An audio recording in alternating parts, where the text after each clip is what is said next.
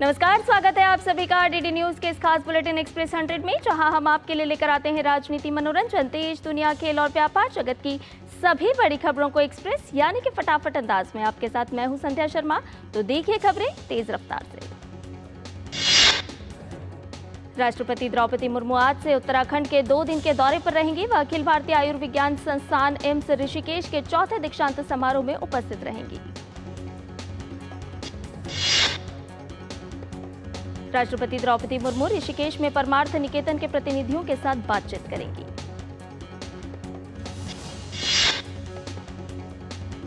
राष्ट्रपति द्रौपदी मुर्मू आज ऋषिकेश में लक्ष्मण झूला थाना क्षेत्र के परमार्थ निकेतन गंगा घाट पर गंगा आरती में भी शामिल होंगी। राष्ट्रपति बुधवार को इंदिरा गांधी राष्ट्रीय वन अकादमी देहरादून में भारतीय वन सेवा के प्रशिक्षु अधिकारियों के दीक्षांत समारोह में भी भाग लेंगे। उपराष्ट्रपति जगदीप धनखड़ नई दिल्ली स्थित होटल ताज पैलेस में होने वाले 14वें AIMA मैनेजिंग इंडिया अवार्ड्स समारोह में मुख्य अतिथि होंगे। लोकसभा चुनाव के दूसरे चरण के लिए चुनाव प्रचार चरम पर है। सभी दलों ने मतदाताओं को लुभाने में पूरी ताकत झोंक दी है। प्रधानमंत्री नरेंद्र मोदी भी लगातार जनसभाएं कर रहे हैं। PM आज राजस्थान और छत्तीसगढ़ में जनसभाएं करेंगे। प्रधानमंत्री नरेंद्र मोदी पहले राजस्थान पहुंचेंगे, जहां वे टोंक सवाई माधोपुर में चुनावी रैली को संबोधित करेंगे।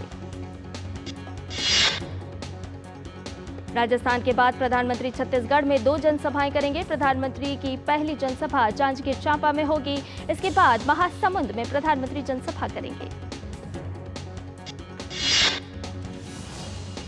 भारतीय जनता पार्टी के नेता अलग अलग राज्यों में धुआंधार चुनाव प्रचार कर रहे हैं। इसी कड़ी में गृह मंत्री अमित शाह आज 3 राज्यों पश्चिम बंगाल, महाराष्ट्र और कर्नाटक में रैली करने वाले हैं। अमित शाह के आज पश्चिम बंगाल, महाराष्ट्र और कर्नाटक में विभिन्न कार्यक्रम हैं। केंद्रीय गृह मंत्री अमित शाह पश्चिम बंगाल के मालदा दक्षिण लोकसभा क्षेत्र में रोड शो करेंगे। केंद्रीय गृह मंत्री अमित शाह पश्चिम बंगाल के रायगंज लोकसभा क्षेत्र में जनसभा को संबोधित करेंगे। केंद्रीय गृह मंत्री अमित शाह महाराष्ट्र के अकोला लोकसभा क्षेत्र में एक सार्वजनिक बैठक में भाग लेंगे। केंद्रीय गृह मंत्री अमित शाह कर्नाटक में बेंगलुरु दक्षिण लोकसभा क्षेत्र में रोड शो करेंगे। रक्षा मंत्री राजनाथ सिंह उत्तर प्रदेश के गौतम बुद्ध नगर, झारखंड के खूंटी और बिहार के भागलपुर में चुनावी जनसभा को संबोधित करेंगे। भाजपा अध्यक्ष JP नड्डा मध्य प्रदेश के टीकमगढ़, रीवा और सतना में सार्वजनिक रैलियों को संबोधित करेंगे। उत्तर प्रदेश के मुख्यमंत्री योगी आदित्यनाथ मेरठ में रोड शो करेंगे। बिहार के मुख्यमंत्री नीतीश कुमार भागलपुर में रोड शो करेंगे। समाजवादी पार्टी प्रमुख अखिलेश यादव उत्तर प्रदेश के अलीगढ़ में एक सार्वजनिक बैठक को संबोधित करेंगे। बहुजन समाज पार्टी प्रमुख मायावती उत्तर प्रदेश के अलीगढ़ और मेरठ में जनसभा को संबोधित करेंगी। कांग्रेस नेता सचिन पायलट केरल के अलप्पुझा में कांग्रेस संगठन महासचिव वेणुगोपाल के समर्थन में चुनावी रैली करेंगे। कांग्रेस नेता प्रियंका गांधी कर्नाटक के चित्रदुर्ग और बेंगलुरु में जनसभा को संबोधित करेंगी। राजद नेता तेजस्वी यादव बिहार के कटिहार, भागलपुर और मुंगेर में जनसभा को संबोधित करेंगे। केंद्रीय मंत्री अर्जुन मुंडा खूंटी संसदीय सीट से अपना नामांकन पत्र दाखिल करेंगे। केंद्रीय गृह एवं सहकारिता मंत्री और बीजेपी के वरिष्ठ नेता अमित शाह ने कांग्रेस नेता P चिदंबरम के बयान की निंदा की है। गृह मंत्री अमित शाह ने कहा कि अगर कांग्रेस सत्ता में आती है तभी तो बस ये 3 नए आपराधिक कानून और अन्य कानून वापस ले पाएगी, जो होना ही नहीं है। अमित शाह ने कांग्रेस पर निशाना साधा। उन्होंने कहा कि तुष्टीकरण की राजनीति करने वाली कांग्रेस पहले चरण में अपना सुपड़ा साफ होते देख बौखला गई है। अपने वोट बैंक को खुश करने के लिए प्रताड़ित हिंदू, बौद्ध, जैन, ईसाई, सिख और पारसी समुदाय के लोगों का अहित करने पर कांग्रेस आमादा है। गृह मंत्री अमित शाह ने कहा कि कांग्रेस को नए कानूनों से 3 साल के अंदर न्याय मिलने से समस्या है। देश की जनता 2014 से 2019 की ही तरह पहले से भी अधिक ताकत के साथ 2024 चुनाव में कांग्रेस को सबक सिखाने वाली है। लोकसभा चुनाव 2024 के नतीजे 4 जून को आने वाले हैं, लेकिन इससे पहले ही भाजपा ने 1 सीट जीत ली है। वोटिंग से पहले ही गुजरात की सूरत सीट पर भाजपा उम्मीदवार मुकेश दलाल निर्विरोध चुने गए हैं। मुकेश दलाल ने गुजरात की सूरत सीट से निर्विरोध चुने जाने के बाद अपना विजयी प्रमाण पत्र प्राप्त किया। इसके साथ ही लोकसभा चुनाव 2024 में सूरत देश की पहली निर्विरोध सीट बन गई है। असम के मुख्यमंत्री हेमंत बिस्वा शर्मा ने कांग्रेस को उनके घोषणा पत्र पर बहस करने की चुनौती दी है। उन्होंने कहा कि कांग्रेस का घोषणा पत्र पाकिस्तान के लोगों के लिए है, भारत के लिए नहीं। विपक्षी गठबंधन से जुड़ी पार्टी राष्ट्रीय जनता दल के नेता तेजस्वी प्रसाद यादव के एक बयान से इंडी गठबंधन के आत्मविश्वास पर सवाल उठने लगे हैं। बिहार के पूर्णिया में एक चुनावी रैली को संबोधित करते हुए तेजस्वी प्रसाद यादव ने निर्दलीय उम्मीदवार पप्पू यादव पर निशाना साधने की कड़ी में कह डाला कि जनता दोनों गठबंधन में से किसी एक को वोट करे। तेजस्वी यादव ने राष्ट्रीय जनता दल के उम्मीदवार बीमा भारती के पक्ष में प्रचार करते हुए कहा कि यह 2 विचारधारा इंडिया और एनडीए की लड़ाई है। उन्होंने कहा, यह आपको तय करना होगा कि आप इंडिया को चुनना चाहते हैं या एनडीए को। राष्ट्रपति द्रौपदी मुर्मू ने राष्ट्रपति भवन में पद्म पुरस्कार प्रदान किए। देश में पद्म पुरस्कार सर्वोच्च नागरिक पुरस्कार है जो 3 श्रेणियों पद्म विभूषण, पद्म भूषण और पद्मश्री में प्रदान किए जाते हैं। इन पुरस्कारों की घोषणा प्रतिवर्ष गणतंत्र दिवस पर की जाती है। पद्म पुरस्कार से सम्मानित होने के बाद स्वामी चित्तरंजन देव वर्मा ने खुशी व्यक्त की है। उन्होंने कहा कि मुझे खुशी है कि सरकार ने इस पुरस्कार के लिए उस व्यक्ति का चयन किया जो वर्षों से अपनी धर्म की रक्षा में लगा हुआ है।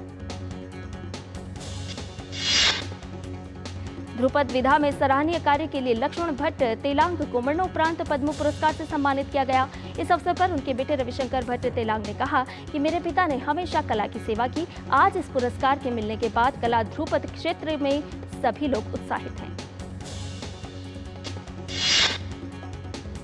कला क्षेत्र में बेहतरीन कार्य के लिए पद्म पुरस्कार मिलने पर कालूराम बामनिया ने खुशी जताई। उन्होंने कहा कि सौभाग्यशाली हूं कि मुझे इस पुरस्कार के लिए चयनित किया गया।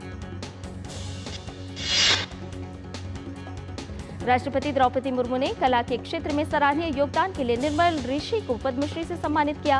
पुरस्कार मिलने पर खुशी व्यक्त करते हुए निर्मल ऋषि ने कहा कि यह पुरस्कार सिर्फ मुझे नहीं, पूरे पंजाब की कला क्षेत्र को मिला है।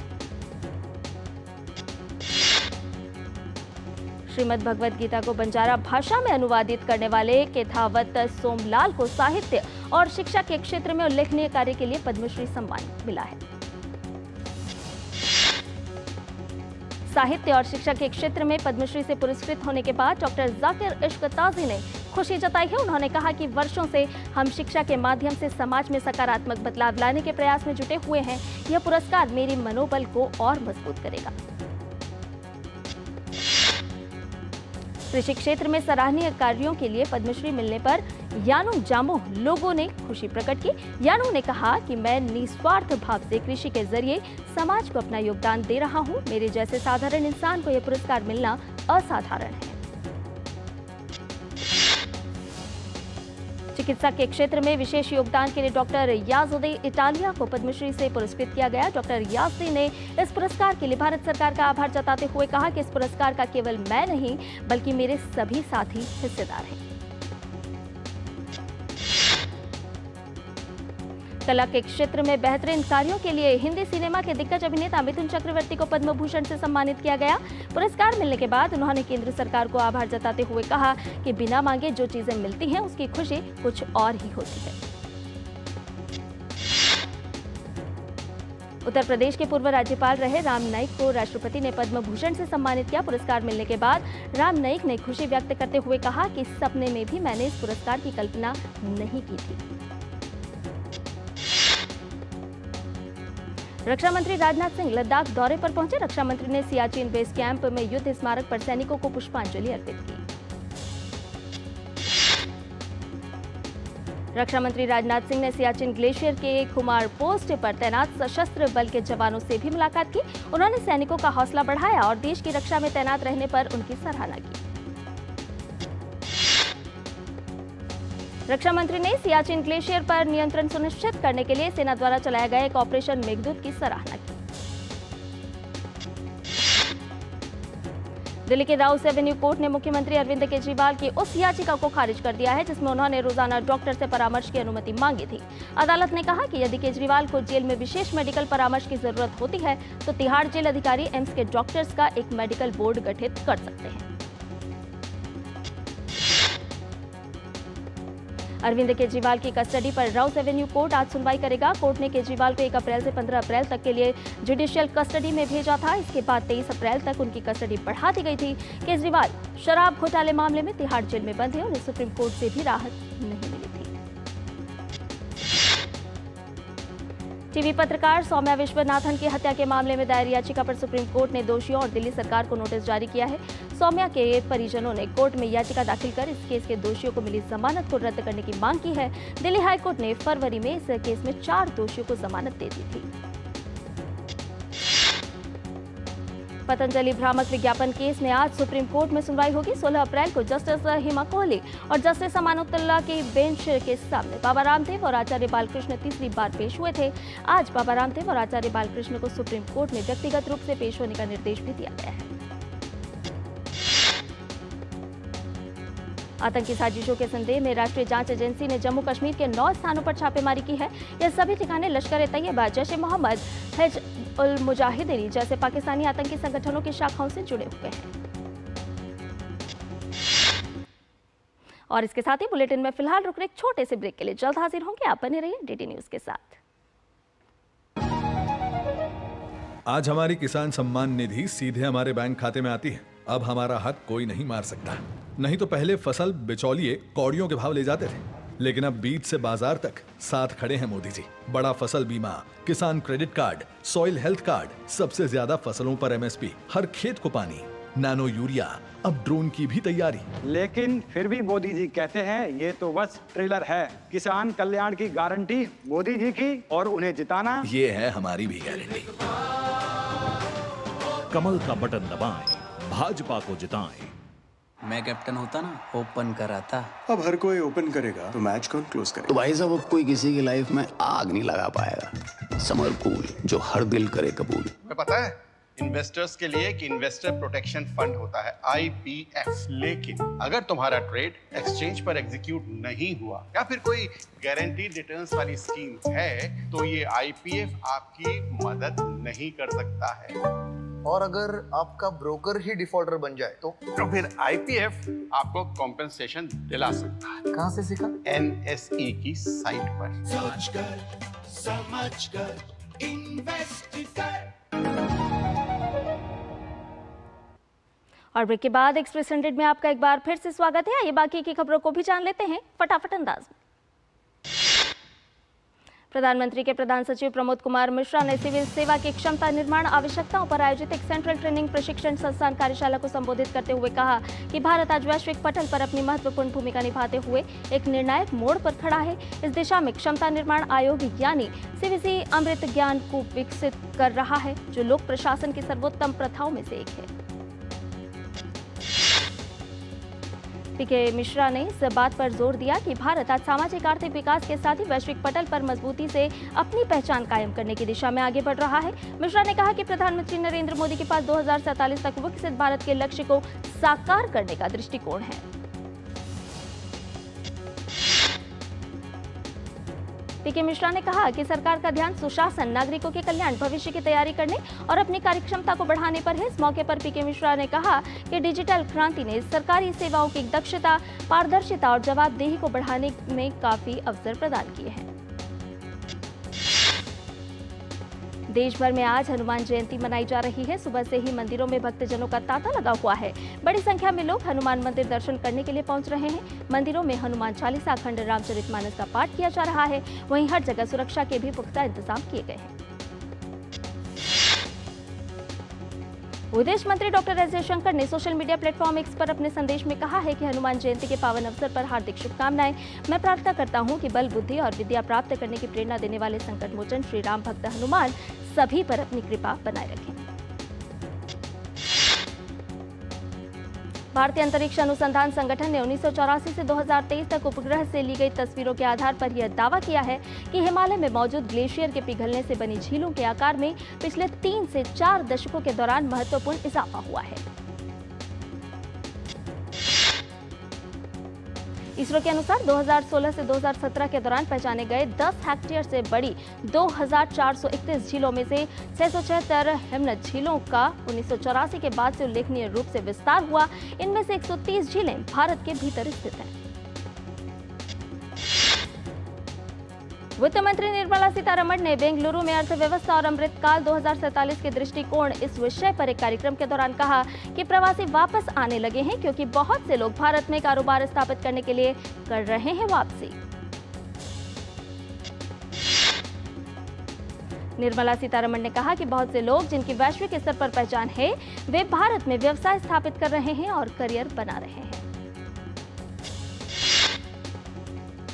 केंद्रीय मंत्री पीयूष गोयल ने कहा कि मोदी सरकार ने पिछले 10 वर्षों में भ्रष्टाचार मुक्त शासन दिया है और अगले कुछ साल में देश दुनिया की तीसरी सबसे बड़ी अर्थव्यवस्था बन जाएगा।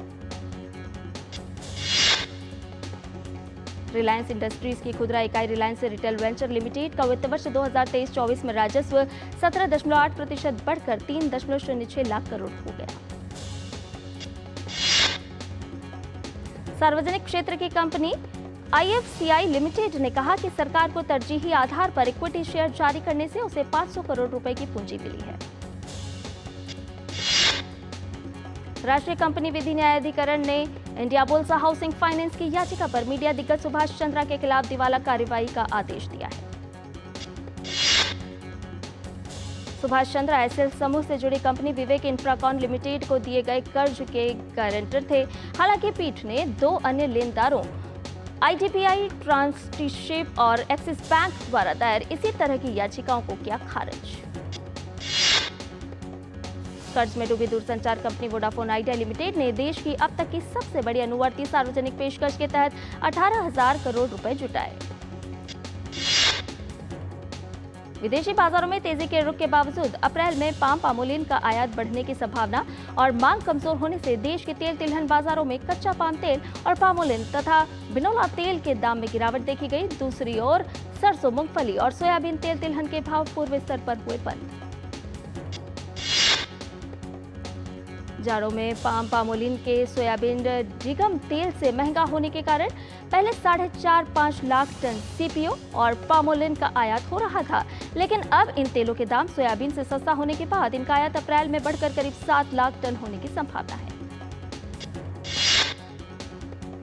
रिलायंस इंडस्ट्रीज की दूरसंचार और डिजिटल कारोबार इकाई जियो प्लेटफॉर्म्स का एकीकृत शुद्ध लाभ बीते वर्ष 2023-24 की मार्च तिमाही में सालाना आधार पर 12% बढ़कर 5,583 करोड़ रुपए रहा। धार्मिक स्थलों की ओर लोगों का रुझान तेजी से बढ़ा। MakeMyTrip India travel trends report के मुताबिक अयोध्या, उज्जैन और बद्रीनाथ जैसे शहरों के ट्रैवल सर्च में 585% तक का इजाफा हुआ है। फूड डिलीवरी कंपनी जोमेटो की ओर से ग्राहकों के लिए 25% प्लेटफॉर्म फीस बढ़ी। इसका मतलब है कि अब ग्राहकों को खाना ऑर्डर करते समय 5 रुपए की प्लेटफॉर्म फीस प्रति ऑर्डर चुकानी होगी। कंपनी की ओर से जिन शहरों के लिए प्लेटफॉर्म में इजाफा किया गया है उसमें दिल्ली, NCR, बेंगलुरु, मुंबई, हैदराबाद और लखनऊ जैसे शहरों का नाम शामिल है। रिपोर्ट के मुताबिक कंपनी एक दिन में 20 लाख से लेकर 22 लाख तक के ऑर्डर करती है सर्व।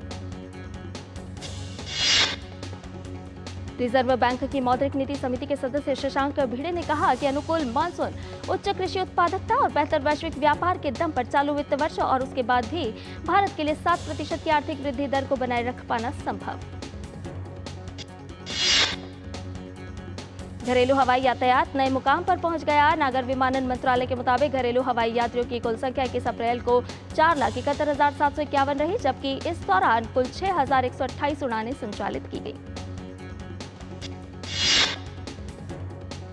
मंत्रालय के मुताबिक हवाई यातायात कोरोना पूर्व की औसत संख्या 3,98,579 यात्रियों से 14% अधिक रहा। यह संख्या 21 अप्रैल 2023 को दर्ज किए गए 4,28,389 यात्रियों और 5,899 उड़ानों के घरेलू हवाई यातायात से अधिक है। वित्त मंत्रालय का कहना है कि 26 अप्रैल को 2 श्रेणियों में 32,000 करोड़ रुपए के सरकारी बॉन्ड की बिक्री की जाएगी। पहले लॉट में 20,000 करोड़ रुपए की राशि के लिए 7.1% सरकारी प्रतिभूति 2034 शामिल।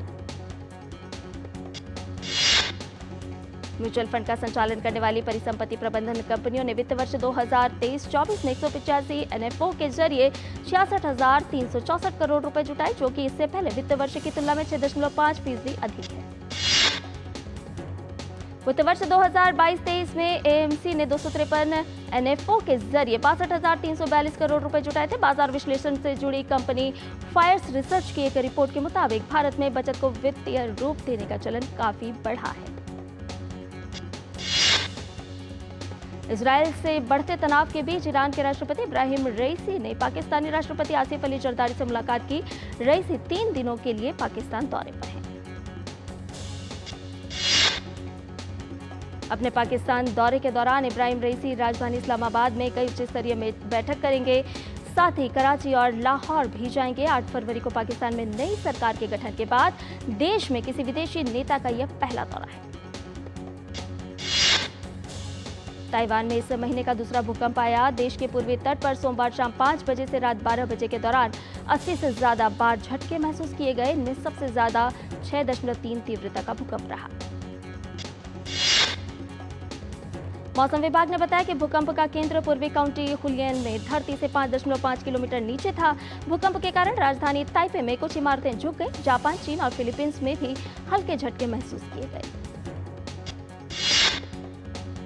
अमेरिका में पूर्व राष्ट्रपति डोनाल्ड ट्रंप के साजिश रचकर 2016 का चुनाव जीतने के मामले में न्यायालय में सुनवाई शुरू। इस साजिश के तहत ट्रंप ने अपने निजी जीवन से जुड़ी बातों को सार्वजनिक होने से रोकने की कोशिश की। आरोप पर हो रही सुनवाई के जवाब में ट्रंप के वकील ने कहा कि उनके मुवक्किल निर्दोष हैं और जिन अपराधों के आरोप में वे ट्रंप ने कभी नहीं किए, इसलिए मामले को बेबुनियाद मानते हुए उसे खारिज किया जाए। नई दिल्ली और मुंबई के 2 भारतीय छात्रों को मानव अन्वेषण रोवर चैलेंज के लिए अमेरिकी अंतरिक्ष एजेंसी नासा ने किया पुरस्कृत। नासा के मुताबिक KIET group of institutions Delhi NCR ने चैलेंज के क्रैश एंड बर्न श्रेणी में पुरस्कार जीता। इसके अलावा मुंबई के कनकिया इंटरनेशनल स्कूल को रुकी ऑफ द ईयर पुरस्कार से सम्मानित किया गया। US India strategic partnership forum ने भारत सरकार और भारतीय अंतरिक्ष विभाग को दी बधाई। USISPF ने अंतरिक्ष विनिर्माण के 3 क्षेत्रों उपग्रह डेटा उत्पादों, ग्राउंड सेगमेंट के निर्माण में 100% प्रत्यक्ष FDI की अनुमति देने के लिए जताई खुशी। USISPF ने कहा कि यह रणनीतिक निर्णय सही दिशा में एक सकारात्मक कदम का प्रतीक है। इससे अंतरिक्ष क्षेत्र में काम करने वाली विनिर्माण कंपनियों को बढ़ावा मिलेगा। साथ ही इससे अंतरिक्ष क्षेत्र में भारत की बढ़ेगी आत्मनिर्भरता। आम चुनाव में बम्पर जीत के बाद मालदीव के राष्ट्रपति मोहम्मद मुइज्जू ने कहा कि मालदीव के नागरिक अपना भविष्य चुनने में स्वायत्तता चाहते हैं और वे विदेशी दबाव नहीं चाहते। मुइज्जू ने राजनीतिक नेताओं से देश के विकास के साथ आगे बढ़ने का आह्वान किया। उन्होंने कहा कि मालदीव वासी उज्जवल भविष्य की ओर देख रहे हैं। पाकिस्तान के अशांत खैबर पख्तूनख्वा प्रांत में 2 अलग-अलग अभियानों में पाकिस्तानी सुरक्षा बलों ने कम से कम 11 आतंकवादियों को मार गिराया। इंडियन प्रीमियर लीग 2024 का 39वां मुकाबला आज चेन्नई के चेपॉक स्टेडियम में खेला जाएगा। इस मैच में चेन्नई सुपर किंग्स और लखनऊ सुपर जायंट्स की टीम आमने सामने होगी। सीजन में चेन्नई और लखनऊ के बीच यह दूसरा मुकाबला है। राजस्थान रॉयल्स ने मुंबई इंडियंस को 9 विकेट से हराकर सीजन की 7वीं जीत हासिल की है। अंक तालिका में टीम पहले स्थान पर 14 अंकों के साथ बनी हुई है, वहीं मुंबई 7वें स्थान पर है। कैंडिडेट्स शतरंज टूर्नामेंट जीतने वाले डी गुकेश अपने प्रदर्शन से संतुष्ट हैं। उनका कहना है कि मैच द मैच रणनीति की वजह से उन्होंने जीत हासिल की। हिंदी सिनेमा के दिग्गज कलाकार विजय राज और श्रेयस तलपड़े की थ्रिलर फिल्म खड़तम भक्तम का दमदार टीजर जारी हो गया है। डीप फेक वीडियो के मामले में रणवीर सिंह ने एक शख्स के खिलाफ शिकायत दर्ज कराई है। राजनीतिक पृष्ठभूमि वाली यह वीडियो कुछ समय से सोशल मीडिया पर तेजी से वायरल हो रही है। टीवी धारावाहिक इमली में अगस्त सिंह चौधरी का किरदार निभाने वाले साई केतन राव एक दुर्घटना में चोटिल हो गए हैं। यह हादसा उनके साथ आउटडोर शूटिंग के दौरान हुआ। बहुप्रतीक्षित तमिल फिल्म ठग लाइफ की जैसलमेर में शूटिंग शुरू हो गई है। मणि रत्नम के निर्देशन में बन रही इस फिल्म में अब सिंबू भी कलाकारों की टोली में शामिल हो गए हैं। प्रभास और दीपिका पादुकोण स्टारर फिल्म कल्कि का नया टीजर रिलीज कर दिया गया है। टीजर में अमिताभ बच्चन अश्वत्थामा के किरदार में नजर आ रहे हैं। लॉस एंजल्स के यूनिवर्सल स्टूडियो में हुई एक ट्रॉम दुर्घटना में 15 लोग घायल हो गए। दुर्घटना के बाद तुरंत लोगों को स्थानीय अस्पताल में भर्ती कराया गया। गुजराती में धमाल मचाने के बाद फिल्म कसुम्बो अब हिंदी में रिलीज होने जा रही है। कसुम्बो को 3 मई को देश भर में रिलीज किया जाएगा। और इसके साथ ही एक्सप्रेस न्यूज में फिलहाल इतना ही। हमें दीजिए इजाजत, लेकिन डीडी न्यूज पर खबरों का सिलसिला लगातार जारी है। नमस्कार।